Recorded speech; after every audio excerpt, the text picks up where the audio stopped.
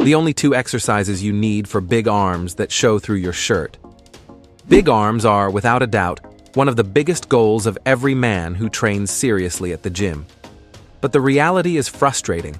Thousands spend years training with dedication, doing dozens of different exercises, and still can't build arms worthy of respect. And you know what's worst? This doesn't happen due to lack of effort or bad genetics. The real problem lies in the lack of basic anatomical knowledge and in some small but extremely common mistakes that completely destroy your results. Today, you'll see the 4 main mistakes that most prevent the growth of your arms, and also the only 2 exercises you really need to build huge arms that command respect anywhere you go.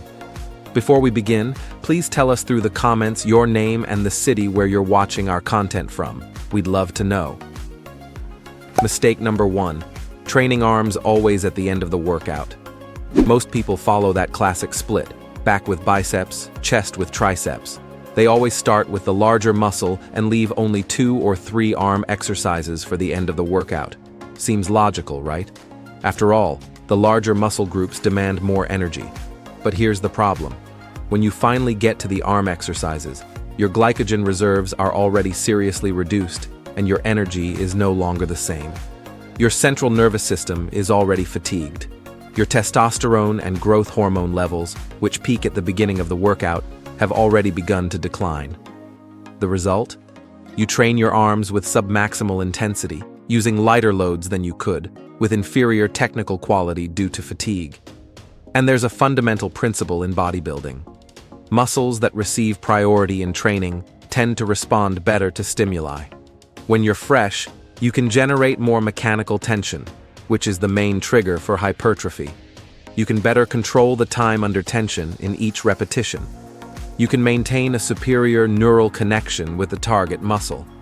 The solution isn't complicated. Dedicate specific days to arms, or at least alternate the order of exercises, placing arms at the beginning on some days. If you train chest and triceps on Monday, in the next session start with triceps. If you train back and biceps on Wednesday, alternate by starting with biceps in one of the weekly sessions. This simple change can be the difference between mediocre arms and arms that really draw attention. Number 2. Moving the elbow in arm exercises. This mistake is absolutely devastating for the growth of your arms, and you probably commit it without even realizing. Both in triceps and biceps exercises, moving the elbow during execution completely hinders hypertrophy, and I'll explain exactly why. When you move the elbow in an uncontrolled manner, you're transforming an isolation exercise into a chaotic multi-joint movement. In the French press, for example, if you let the elbow move forward and backward, you're taking a large part of the tension from the target muscle and throwing it to the shoulders. In the straight curl, if you bring the elbows forward during the upward phase, you're recruiting the anterior portion of the deltoid to help with the movement. Training a specific muscle is fundamentally different from simply lifting weight. The goal isn't to take the load from point A and bring it to point B at any cost. The goal is to maintain constant tension in the muscle you want to develop. Every time you move the elbow, you're dissipating that tension. You're stealing stimulus from your arms. Elbow fixation is crucial because it guarantees that only the elbow joint is moving in biceps exercises, and only the elbow joint is extending in triceps exercises. To correct this, think of having 2 imaginary nails going through your elbows, fixing them in space. Throughout the entire execution, regardless of the exercise, your elbows must remain in the same position. In the French press, they stay pointing upward. In the straight curl, they stay glued to your torso. No forward movement, no lateral movement, no compensations. When you master this control, you'll feel your arms working in a way you've never felt before. Number 3. Doing too many arm exercises in one day. Many believe that the more exercises they do for arms in a single session, the better the results will be. They arrive at the gym and do 5, 6, even 7 different exercises for biceps and triceps on the same day. Straight curl, hammer curl, concentration curl, cable curl, Scott curl. And then they do the same for triceps. The problem is that this approach completely ignores how muscle physiology works. Accumulating excessive volume for the same muscle group in a session results in inferior quality in the last sets due to neural fatigue and glycogen depletion. Your first 3 exercises? Maybe they have quality. But from the 4th onward, you're just accumulating junk volume. Volume that doesn't generate hypertrophy, only additional fatigue that will harm your recovery. The science is clear about this. Dividing the total volume into multiple weekly sessions produces superior results. The muscle responds better to frequent, quality stimuli than to a single devastating pump. For example, if your goal is 9 weekly sets of biceps, don't do them all in a single day. Do 4 sets on one day and 5 on another, with at least 48 hours of interval. Each session will have maximum quality. You'll be able to use heavier loads in all sets. Recovery will be more efficient, and the protein synthesis stimulus will be activated twice a week instead of just once. More exercises doesn't mean more results. Quality beats quantity, always. Number 4, thinking that volume comes from the biceps. This is probably the most harmful conceptual mistake when it comes to building big arms. Most people focus obsessively on the biceps, doing double or triple the sets for it compared to the triceps, and then they complain that their arms don't grow. Let me give you a fact that will change your perspective. Approximately 2/3 of the total arm volume comes from the triceps, not the biceps. Read that again. 2/3. The triceps is significantly larger, composed of 3 distinct heads, the long, lateral, and medial, while the biceps has only 2 heads. When you look at someone with really big arms, what draws the most attention? The mass in the back of the arm. The well-developed triceps is what creates that thick arm appearance when seen from the side. It's what fills the shirt sleeve. The biceps, although important, contributes less to the total volume. If you really want bigger arms, you need to reverse your priorities. I'm not saying to ignore the biceps, but rather to give the triceps the attention it deserves. If you do 12 weekly sets of biceps, you should be doing at least 15 to 18 sets of triceps. Focus on developing all 3 heads of the triceps with varied exercises. Prioritize movements that allow progressive overload. Your arms will thank you, and you'll finally understand why some people manage to build impressive arms while others remain stagnant for years. Before we continue, don't forget to subscribe to the channel. Having constant access to science-based information is what will make you progress with health in the long term in the world of bodybuilding. Now that you already know the main mistakes, let's go to the only exercises you need. Exercise number 1, cable overhead triceps extension. The cable overhead triceps extension is, without a doubt, one of the most effective exercises for building mass in the triceps, especially in the long head, which is the largest of the 3 heads and the one that most contributes to arm volume. The great advantage of this exercise in relation to versions with dumbbells or barbell is the constant tension provided by the cable. When you use free weight, there's a dead point in the movement where tension decreases significantly. With the cable, resistance is maintained from beginning to end of each repetition, maximizing time under tension and hypertrophic stimulus. Additionally, the pulley allows a safer execution for the elbows, since you don't need to balance a load above your head. The long head of the triceps, which this exercise strongly emphasizes, is the only one of the 3 heads that crosses the shoulder joint. When you position the elbows elevated and backward, as in the French press, you place this head at maximum stretch amplitude, which is fundamental for hypertrophy. Recent studies show that training muscles in stretched positions generate superior adaptations. To execute correctly, position yourself with your back to the high pulley, hold the rope or bar with both hands, and take a few steps forward to create tension in the cable. Raise the elbows until they're pointing upward and slightly forward. This is your starting point. Now, keeping the elbows absolutely fixed in that position, extend the forearms until your arms are completely straight. Concentrate on feeling the contraction in the triceps, especially in the back of the arm, near the armpit. Return in a controlled manner to the starting position, allowing a good stretch. You can execute this exercise using both arms simultaneously with the rope or unilaterally, which allows even greater focus on each side and helps correct asymmetries. A valuable tip: keep the core contracted throughout the movement to avoid excessively arching the lower back. The most common mistake is letting the elbows move downward during the concentric phase, which takes all the tension from the long head. Another mistake is using excessive load, which forces you to make an abrupt movement with the entire body instead of isolating the triceps. For hypertrophy, execute 3 to 4 sets of 8 to 12 repetitions, perfectly controlling each phase of the movement. Rest 60 to 90 seconds between sets, sufficient time to recover the ability to generate maximum tension without losing the muscle pump state. Number 2. Incline dumbbell curl. The incline dumbbell curl is considered by many the best exercise for biceps development, and there are solid scientific reasons for this.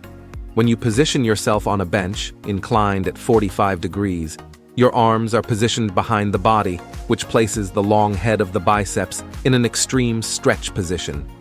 And just like in the triceps, training the biceps at stretched amplitude maximizes the hypertrophic stimulus.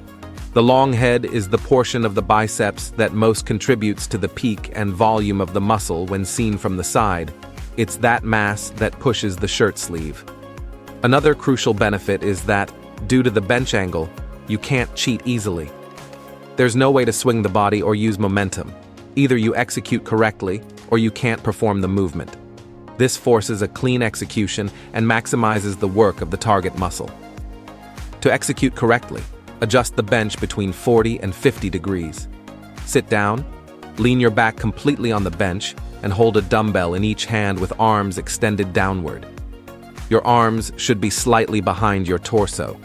This is the point of maximum stretch.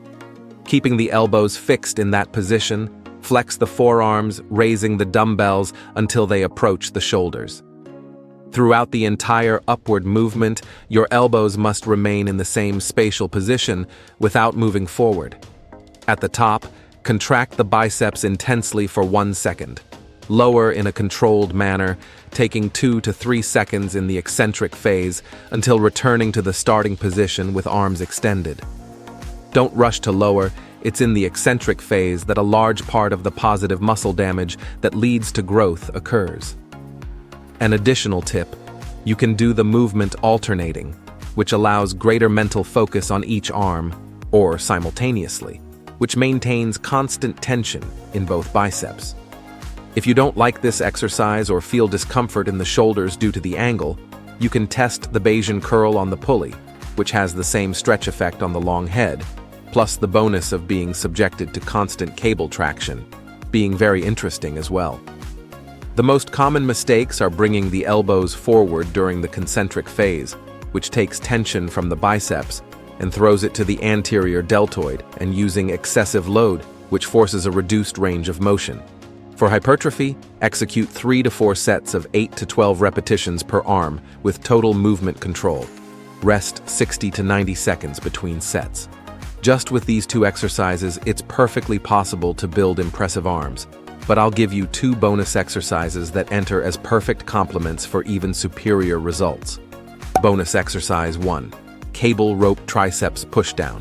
The cable rope triceps pushdown is chosen as a bonus exercise for a specific reason. While the French press strongly emphasizes the long head, this movement works primarily the lateral head of the triceps, which is the portion responsible for the appearance of width and density when you have your arms relaxed by your sides. It's that mass that appears when you wear a tank top. Developing the lateral head along with the long creates a complete and 3-dimensional arm.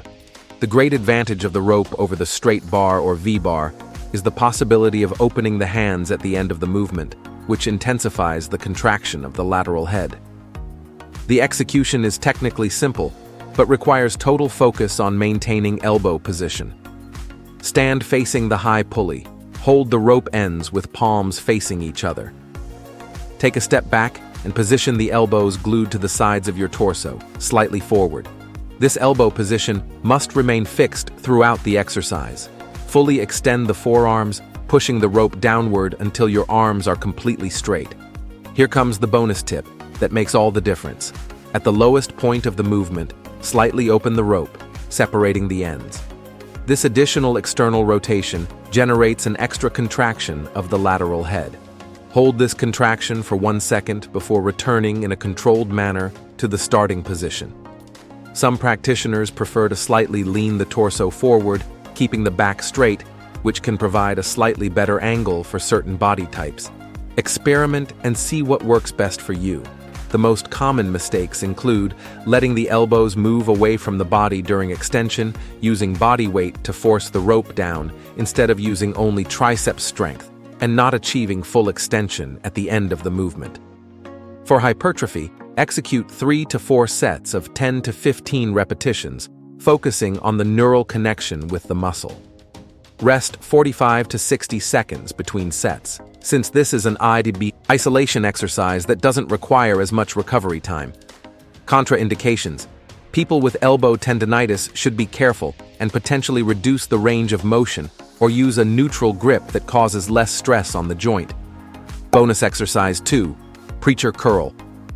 The preacher curl enters as the perfect bonus exercise because, while the incline curl emphasizes the long head of the biceps, the preacher works primarily the short head.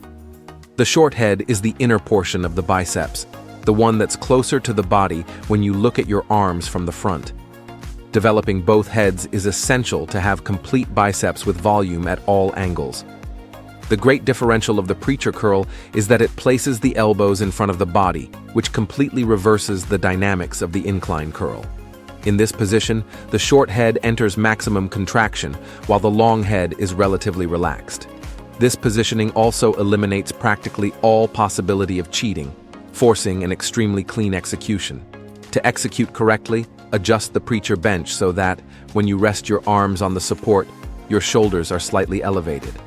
Sit down, rest the back of your arms completely on the padded support, and hold the bar or dumbbells with palms facing up. Your elbows should be stably supported. Starting from the arms extended position, but not hyperextended, flex the forearms, raising the load until it approaches the shoulders. Throughout the entire upward movement, keep the back of the arms completely resting on the support. At the top, make an intentional contraction of 1 second. Lower in a controlled manner to almost full extension, but without completely locking the elbows at the end, which maintains constant tension in the biceps.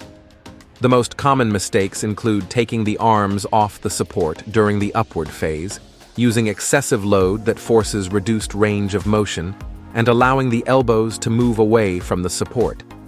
For hypertrophy, execute 3 to 4 sets of 8 to 12 repetitions, prioritizing quality over quantity.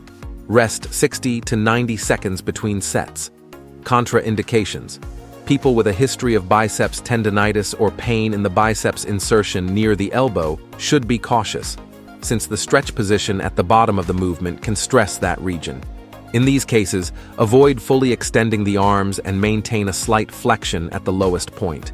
If you enjoyed this and want to also discover the best exercises based on science for titanic pectorals, we've left a video appearing right now on the screen showing each of them better.